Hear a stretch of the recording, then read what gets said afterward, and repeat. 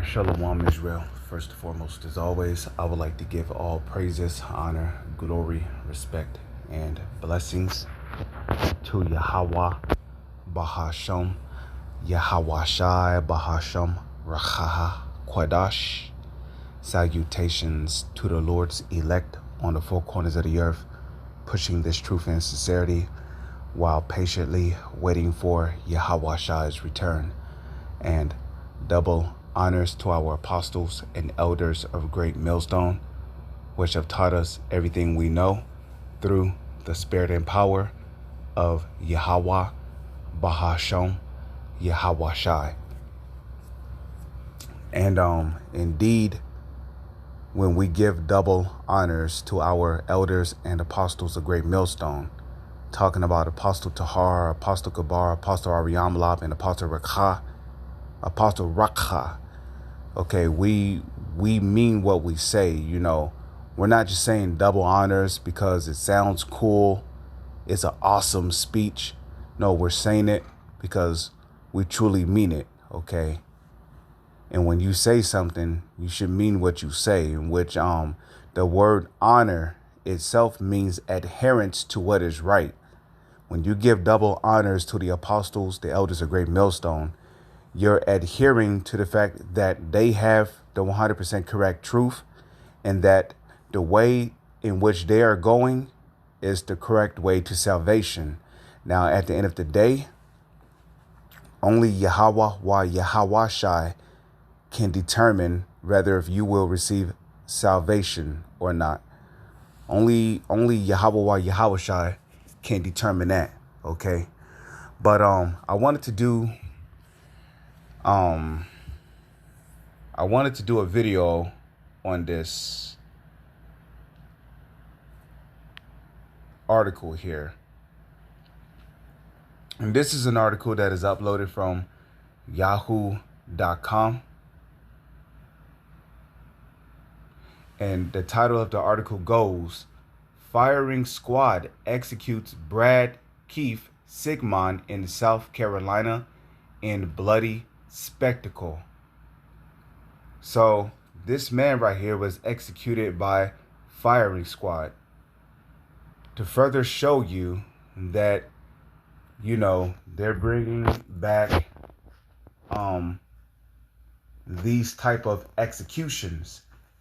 And when that time comes, some of us is going to be executed like this, okay?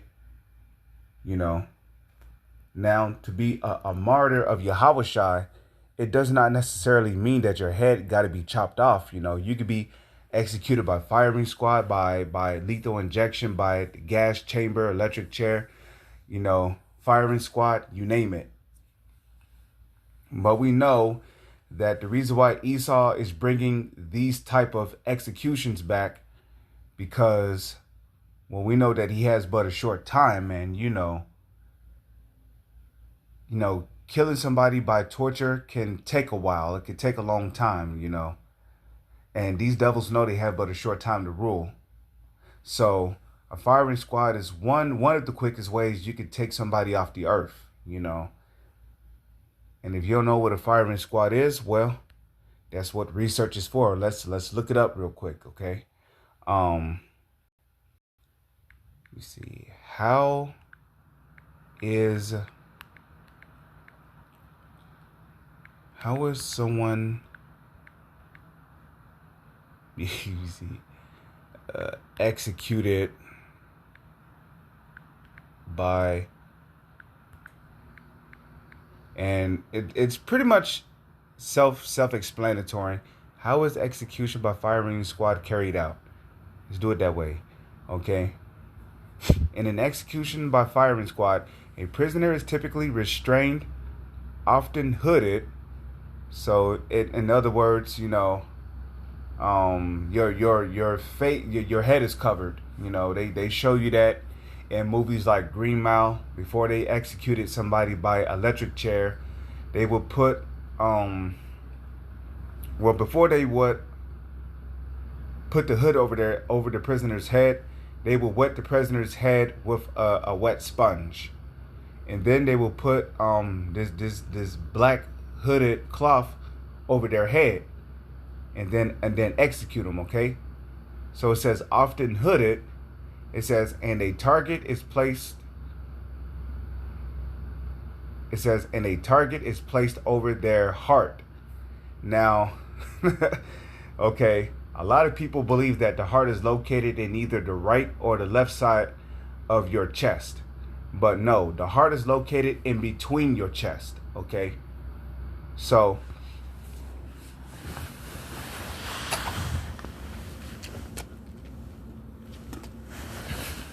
okay. So it says a target is placed over their heart, and a group of shooters, usually positioned behind a wall, right, or a shooting stand with small openings, then fire simultaneously at the target, aiming to cause fatal injuries through multiple gunshot wounds to the chest area. This method is designed to ensure a quick death by preventing any single shooter from being identified as the one who delivered the fatal shot. Okay, so key points about execution by firing squad: restraint. The prisoner is strapped securely to a chair. So he is strapped to a chair or positioned to prevent movement. Okay. Okay, it says target placement. Okay, a medical professional usually marks the target area on the prisoner's chest, typically over the heart. Hooding, to prevent the prisoner from seeing the shooters, and to avoid disfigurement, a hood is often placed over their head. Okay. And another reason why they put a hood over the shooter's head. Another reason why they put a hood over the prisoner's head is because, you see, Esau thinks that that after the person dies and their spirit leaves their body, they think that when the spirit leaves their body, or when the person dies, they won't be able to identify to the Heavenly Father who their killer was. But I hate to break it to you, but once a person's spirit leaves their body, they're able to see everything around them because the spirit itself can see, okay? Now, there's a saying that the eyes are the windows to the spirit, okay? But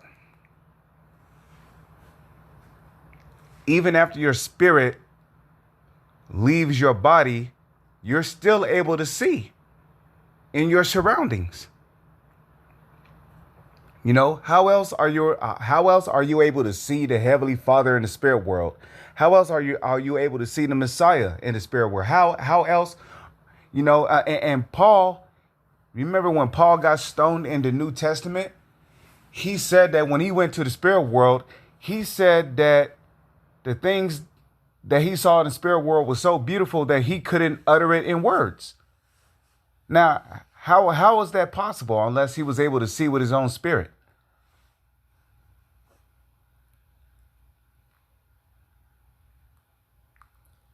Okay, how's that possible unless he was able to see out of the eyes of his own spiritual body?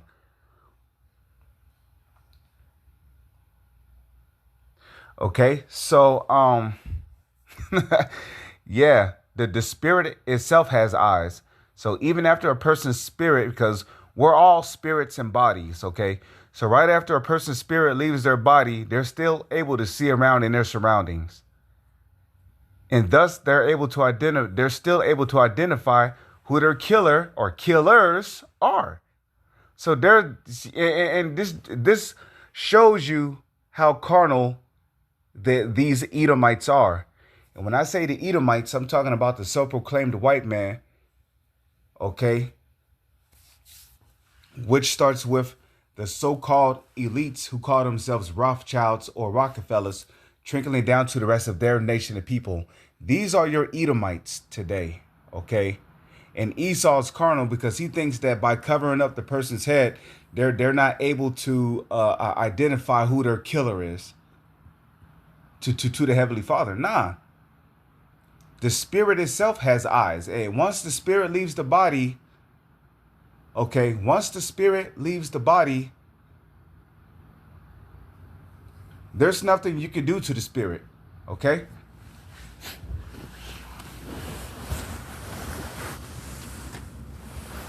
Which is why Yahweh Shai said what? Fear not him that is able to kill the body. Fear not him which is able to kill the body, but not the soul. But fear him that can destroy both soul and body in hell, you know? So, you know, putting a hood over a person's head before he dies is futile.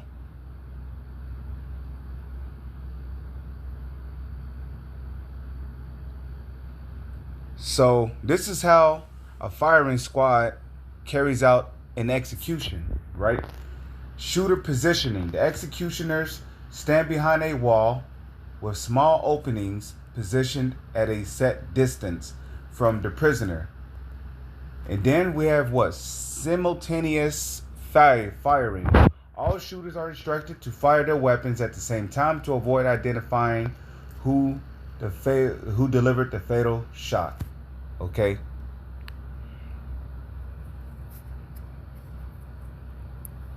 And right here we have firing squad execution in 15 years is carried out. South Carolina carries out first firing squad executioners from reuters. Okay, so firing squad is a form of a death penalty. Okay.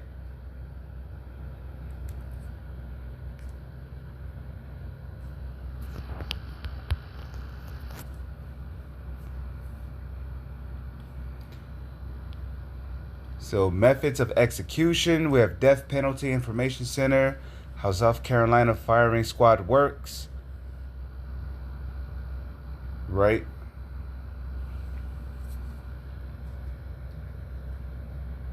And by the way, the word heart goes back to the Hebrew word lab, which means your mind, okay?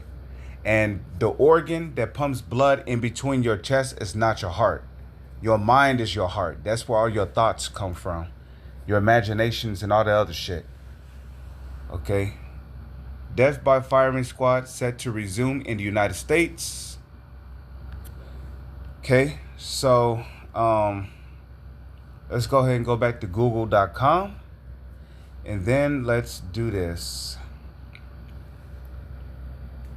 Okay. Firing squad executes Brad Keith Sigmon in South Carolina in bloody spectacle. A firing squad in South Carolina executed, okay, Brad Keith Sigmon on Friday for the beating deaths of his ex-girlfriend's parents. Okay, so he beat his ex-girlfriend's parents to death, marking the first firing squad execution in the state and modern history of the first in the U.S. since 2010. Sigmon was strapped to a specially made chair and a hood over his head while these were three volunteer corrections staffers aimed loaded rifles at his heart, and each fired off live rounds, according to several news media witnesses who spoke at a conference afterwards. He was pronounced dead at 6:08 p.m., so this was done at nighttime. The witnesses said Brad's death was horrifying and violent. Gerald Bo King, Sigmon's attorney and execution witness, said in a statement, "It is unfathomable that in 2025 South Carolina will execute one of its citizens in this bloody spectacle." The execution came shortly after the U.S. Supreme Court denied Sigmon's last remaining appeal, and Republican South Carolina Gov. Henry McMaster declined to grant him clemency. Sigmon, 67, was convicted of the 2001 murders of Gladys and David Lurk who were beaten to death with a baseball bat. Damn. Okay. They were beaten to death with a baseball bat in their small town home in northwestern South Carolina. Sigmon, who chose the firing squad over lethal injection or the electric chair, always admitted to killing the Larks. Okay. So I mean, that's pretty much all I need to read there, man. You know. So yeah, there you have it, man. And this is just a warning as to what is coming. A lot of Israelites who are being persecuted, you know, are going to die in this like fashion. So all you guys who think, this Israelite thing of ours is a joke, you think it's a game, you think it's something to get into, prepare to be put to death in this similar like fashion because it's coming. All right, how we're going to see how much you're going to want to be an Israelite when it's illegal for an Israelite to profess himself to be an Israelite. With that, I'm going to say Shalom. It's on to the next one.